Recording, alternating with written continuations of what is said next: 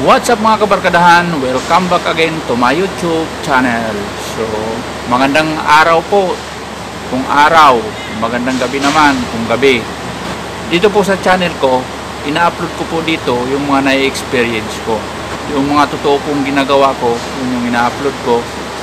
Hindi ko po sinasabi dito na napakagaling kong manggagawa ng sasakyan. Sa mga electrical, sa aircon, may kunti akong idea sa makina. Hindi ko po sinasabing ganoon ako kagaling. Ang sa akin lang, ang i-upload ko ay palagi itong tutorial ng mga sasakyan. So, sa mga beginner na gustong mag-ayos ng sasakyan, pwede nilang panoorin ng paulit-ulit to para magkaroon sila ng idea. At sa mga may idea naman dito, nasa inyo na yan kung panoorin nyo itong video ko. So, yun lang guys. Simulan na natin. Tara na!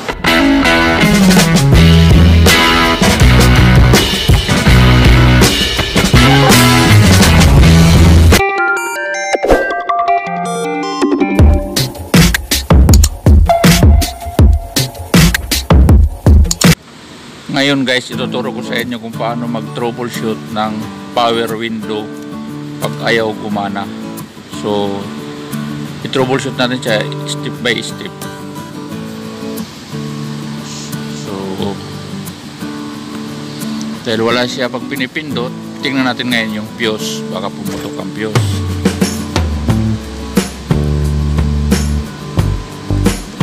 Dito lang ang fuse niyan guys.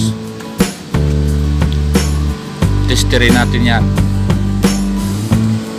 Gagamitan natin ng improvised test light ko. Yan, i-ground natin dito para ma-testing natin.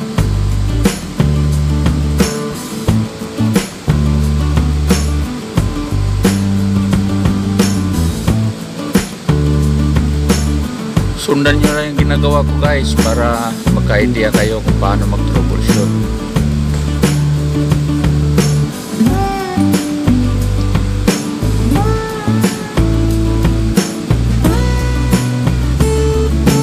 So yung mga hindi umiilaw na ito, ibig sabihin nun iba ang function niya. Umiilaw lang siya kapag siniswitch mo yung ibang ilaw na nakadugtong sa kanya. Marami siyang hindi umiilaw kasi dumadaan sa relay yan, kaya ganun ang proseso ng mga fuse na yan. Pero kung katulad itong power window, dapat pag testing mo kabilaan may ilaw dapat. So tuloy natin ang pagtitesting.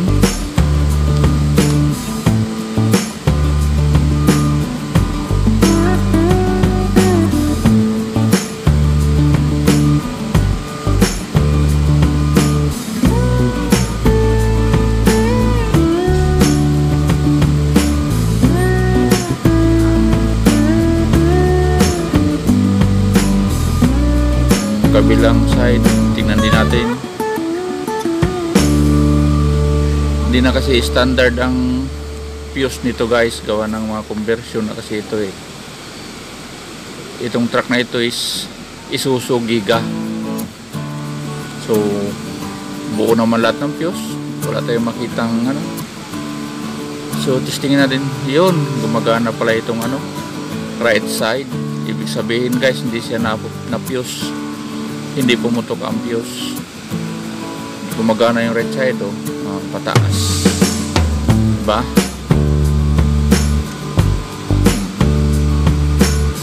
So ngayon, balik tayo sa kaliwa. Tingnan natin yung switch. Baka switch naman yung nag-loss o may problema. Kasi kahit anong pindot ko, ayaw talaga ayaw talaga gumana. Tanggalin natin itong fuse sa switch. Ang pagtanggal ng switch nito guys, ng tornilyo lang, matatanggal mo na yung mismong switch.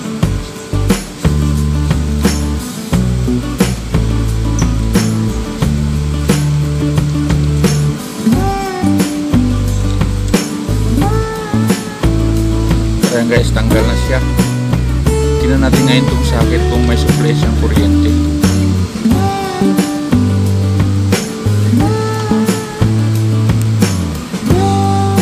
Buti natin ito socket.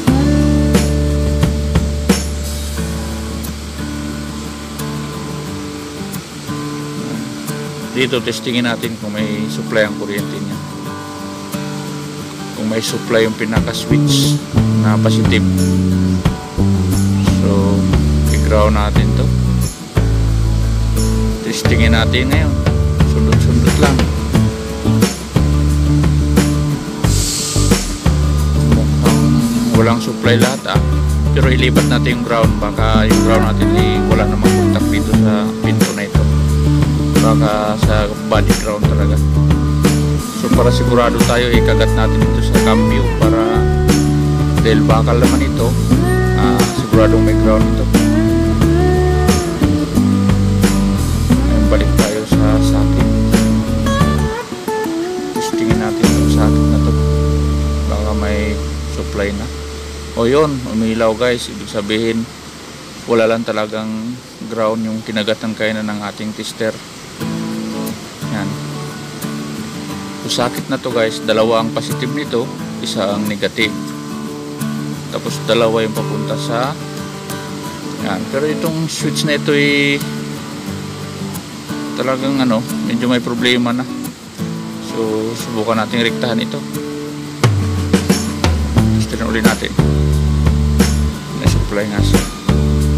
So balatan natin to kasi rektahan natin. So may dalawang wire siyang nakakabit. Tingnan natin kung saan papunta.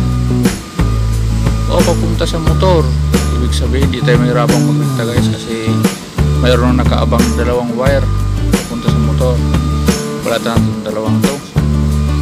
Ayan. Ganito lang ang pagrekta niyan guys. Kung may halimbawa may linya ka na papunta sa motor, hanapin mo lang dito yung positive at negative. So medyo lumayo ang ating video. Diba guys, nakita nyo umaangat siya pag nirektahan.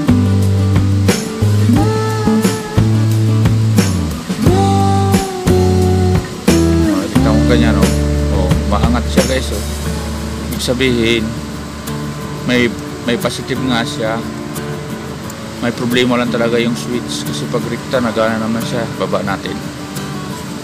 Pag ibaba guys, baliktarin nyo rin yung connection ng motor. Ayan diba? Gumagana siya. So yung sabihin okay yung motor, okay yung linya. Ang may problema lang talaga dito guys, ayan pataas na naman tingin mo. Pataas pa baba, gumagana siya guys. So para lang siyang spaghetti, pataas pa baba, diba? So tipa na uli natin to kasi na-trace na natin yung trouble tipa na uli natin to. Balutan natin para pag magagamit rin natin magrekta yan. Kabilaan tipa natin. Tapos pagsamahin na natin to dito yung wire nya para hindi nakakalat. Yan, pagsamahin natin yun dyan. Tipa natin.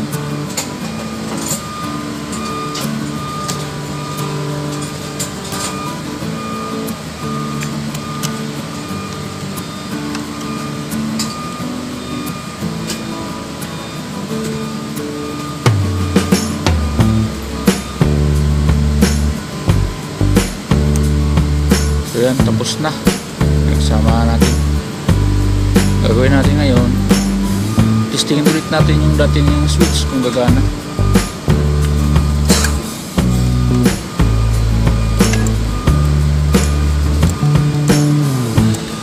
So ito yung luma guys. So ayaw talaga siyang gumana. Yan, kita nyo naman, ayaw talaga niyang umangat. Ayaw. May problema talaga to. So palitan natin ang switch.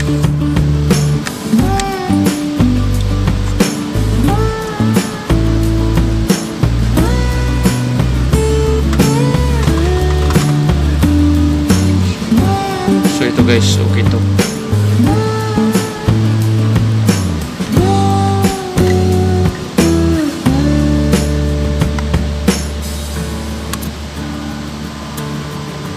Yan, testingin natin. Yun, gumagana siya guys. Maangat. Sabihin okay to. Baba. Yun, bumababa din. Umaangat siya. Okay talaga to guys. So sa madaling sabi guys, switch talaga yung nagka-problema sa kanya kaya hindi siya gumana. So okay to guys. Yan, ganun lang guys mag-troubleshoot ng power window switch o kaya yung power window motor. Yan, nakita nyo naman yung step by step na ginawa natin. Sundan nyo na lang yun kung sakaling ma-encounter yung ganitong trouble, meron na kayong idea. So ibalik na natin tong switch, itornilyo na natin.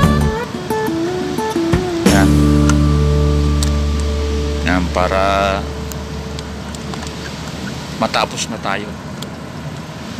So yun lang guys, ganun lang ang pagpalit. Okay na. Yan. Thank you for watching guys. Don't forget to subscribe, like, comment, share to my video. At guys, huwag nyo pong kalimutang i-hit yung notification bell ko para maging updated kayo sa mga videong aking i-upload. So sana guys, may mga matutunan kayo sa mga videong napanood nyo, sa mga videong aking ina-upload. Nagkaroon kayo ng idea at kahit pa paano may natutunan kayo guys. God bless guys. God bless sa ating lahat. Bye bye.